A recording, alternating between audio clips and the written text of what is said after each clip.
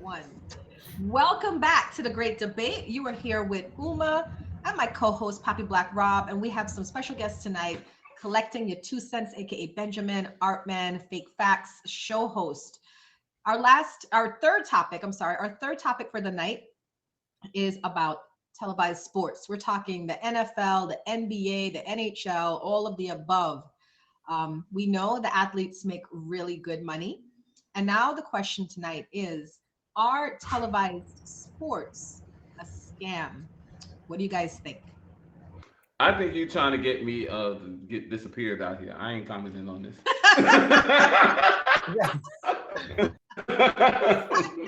No. I believe in it. It's an extension of Hollywood. That's why they get paid Hollywood money. It's entertainment purposes, and that's why a lot of people will think like the games are rigged or the sports are rigged. And it's definitely for entertainment purposes, like someone had hinted on earlier, to keep people entertained, like the circus, like while the Romans created the circus. And speaking of that, they just commented the Romans and the circus and why it was created. While they were, slaughtering people and killing and doing illegal things, they were entertaining. So most definitely. So it's absolutely for entertainment purposes, and even though there's a lot of athletics and stuff involved, you get these guys that sit there and work out, anywhere between 4 to 6 hours a day, go and watch video film. You can see them, right? They go to meetings and stuff, right? But behind the scenes, what do you think is happening? Because I'm telling you, when you're watching a sports game, what usually happens? There's one or two major plays that happen in it, either affecting a person by the refs or some other odd thing that happens that's like changes the entire complexion of that game.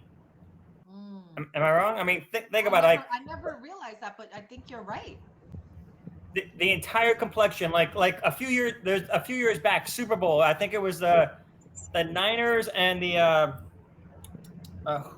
Ravens. The Niners and the Ravens were playing in the Super Bowl, and it was like the fourth quarter. It was like late third or fourth quarter, and the lights went out. The Superdome in Louisiana, in New Orleans Superdome, all the lights went out. The emergency lights came on. What happened? I don't know. But after that, their Baltimore Ravens came back and they won, right? Patrick Mahomes brought down he had 18 seconds in the AFC Championship game to go from the 20-yard line, like 60 yards, for his kicker to kick a field goal. 20 seconds. That doesn't happen, okay? It is all dramatical, all things like that. So, yes, Wow. And that's just a couple examples. There's a lot. Yeah, to think that those shows are scripted, that would be wild for a lot of sports fans who actually believe that these people have almost these superhuman qualities, right? Like, do you guys actually believe, is it true that Jordan had that jump span? No, things like that, where it's like natural talent, I believe that is the athletes that actually truly, like when they go and play sports through their childhood, they think the NFL and professional sports are, really where it's at. And then they get there and find out it's for entertainment and they're comfortable with the cozy salary. And of course, to keep you entertaining, we have to pay you that money. If not, you'll stop entertaining. We lose billions and billions of dollars. I mean, that industry creates so much revenue. Just one sport alone, and you name all of them. It's ridiculous. And then, That's correct. like our president makes $440,000 a year. All of our congressmen and senators, the most important people, the decision makers, make not even a tenth of what these, entertainers make. Yeah, and then not to mention, like you said, fire. We got volunteer firefighters. They can't even employ firefighters anymore. Mhm. Everyone that's a firefighter nowadays, like 90% are volunteer. Like, we don't have public services. Nurses, don't get paid. Doctors don't get paid well. Like, how much is too much? That's a good Agree. question. How And much the is too much? how much is too much? The volunteerism, right? That I speak from the truth. Like I'm retired military, right? And it's good. I did 20 years in the military, so it's good. It's good to get my little paycheck every month. I mean, it helps with some stuff, but it doesn't help a lot. It really doesn't. For those people that put their life on the line each and every day, the first responders, the firefighters, policemen, nurses, doctors, the government employees. And when I say government employees, I'm talking about people with guidance counselors for families, stuff like that. Anyone that's going to sit down and help the homeless. How come those people aren't the ones that are getting paid? The ones that are trying to make the world a better place? Why aren't they the ones getting paid? And these sports entertainers, right?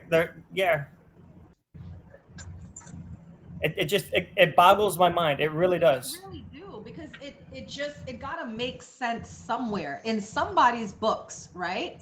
This makes sense to you and me, the regular people that is not part of the group, that's not part of the club, that we can't get in, we're outside the club. It does not make sense. But I guarantee you, somewhere it makes sense. Now, what about the fact that we have heard, like in the NBA, the NFL, about, I forgot the term, you guys can correct me, but when players purposely lose or purposely win for gambling purposes. There's a word for that.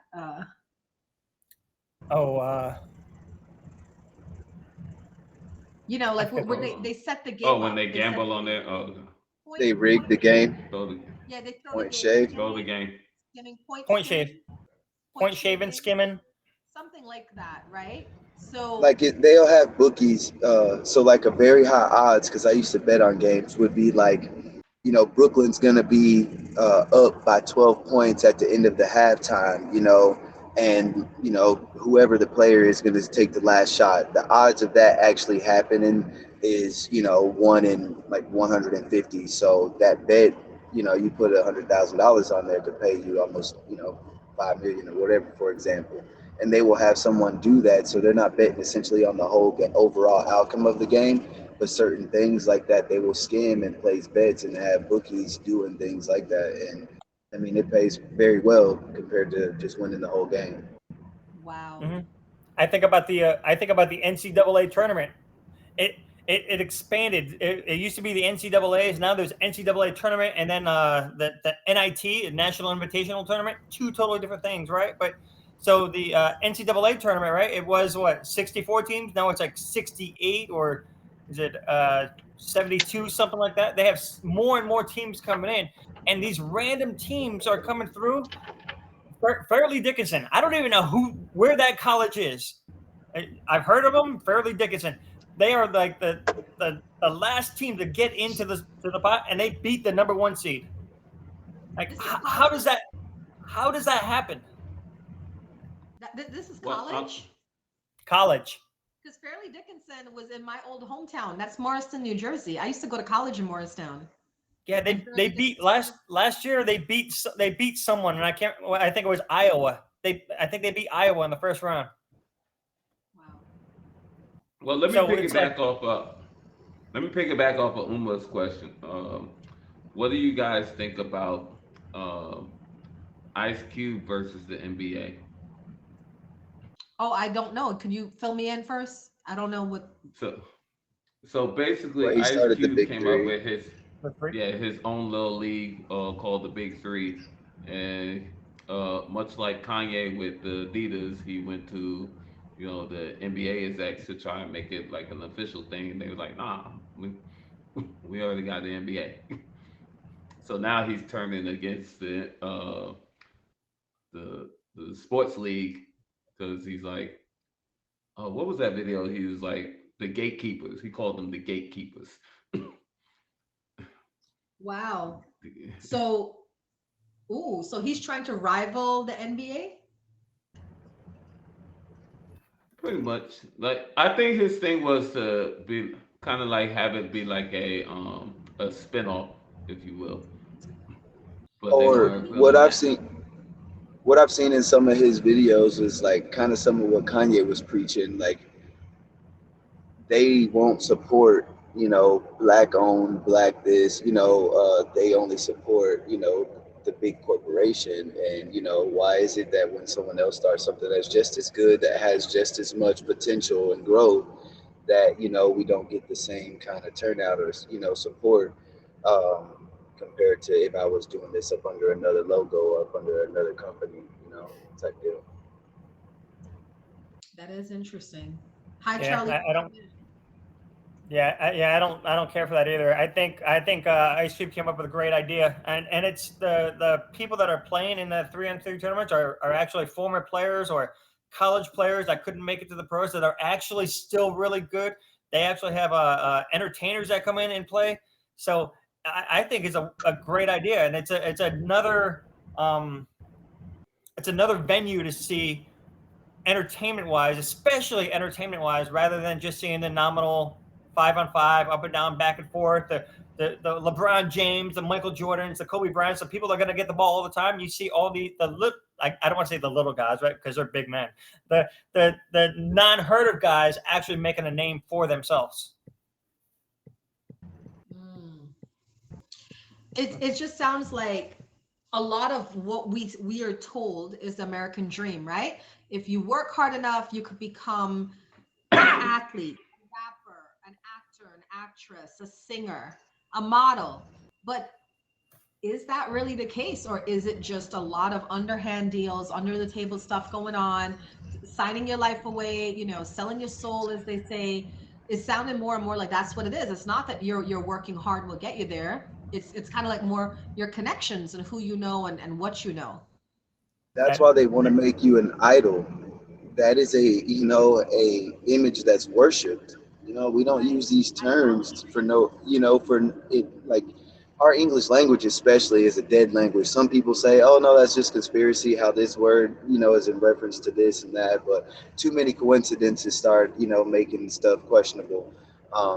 And our language and like the fact that we like people worship and we know stars as in like worship and things like that, and we call them stars and idols, and we want to look for the Americans the next idol, and what I mean, it's for people to be worshipped. Like I say, if you don't have a platform and people won't bow and worship you and follow at your every call, like you can't form a beehive, you can't form a Rihanna's Navy or whatever the fuck it is. Like if you can't persuade people like that, then we have no use for you. So you won't be one of the elites. You can still entertain, but like we were discussing, it's levels to it. You'll just be the entertainer. You won't know the next level, going to the 33rd degree or whatever it is that they're climbing the pyramid.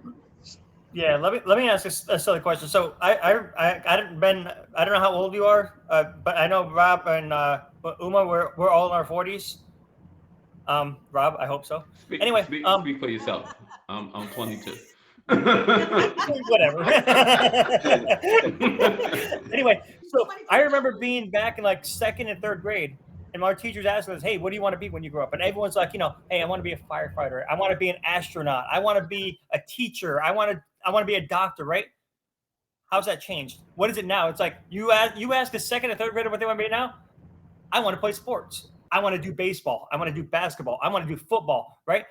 And you get that attitude. Be a TikTok streamer or social media. TikTok streamer. That influencer, right. Yeah. Right, an influencer, right? But you can't. But you don't have a rapper, a singer, right? You don't have those people going to learn that stuff, going to learn that in high school anymore. The English classes, I can't speak. The English classes that they have, right, being all cut out, right? Everyone's skipping classes that they don't want to do because all they want to do is what they're thinking about their career. And all that other stuff, the history that we learned, any of the sciences, no one wants to do that. Am I wrong?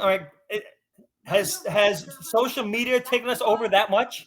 That's why they're pushing STEM. Have you guys heard about STEM? STEM stands for science, technology, and mathematics.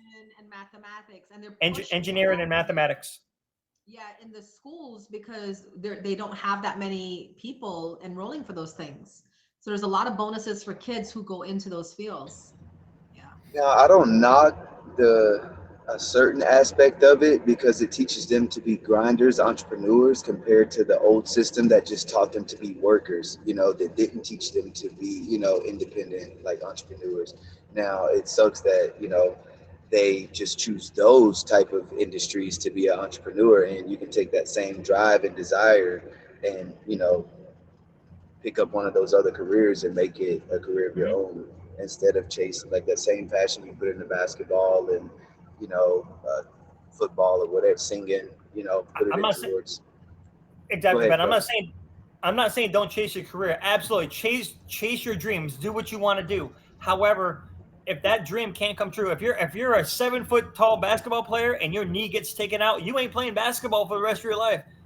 You better get some sort of education, something to fall back on, or you're going to be bagging groceries forever. You don't want to do that stuff, right? That's why I think I don't like the whole, what is it?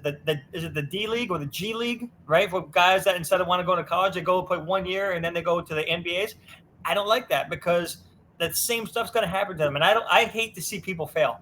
For me, I hate to see people fail on anything, any level. So if something happens to them, I want to see them succeed somewhere else. Get an education. Yeah, that makes sense. Thank you guys so much for discussing this topic. We're going to wrap up this topic. And Rob, if you're still in here, he has the fourth topic for us to close out our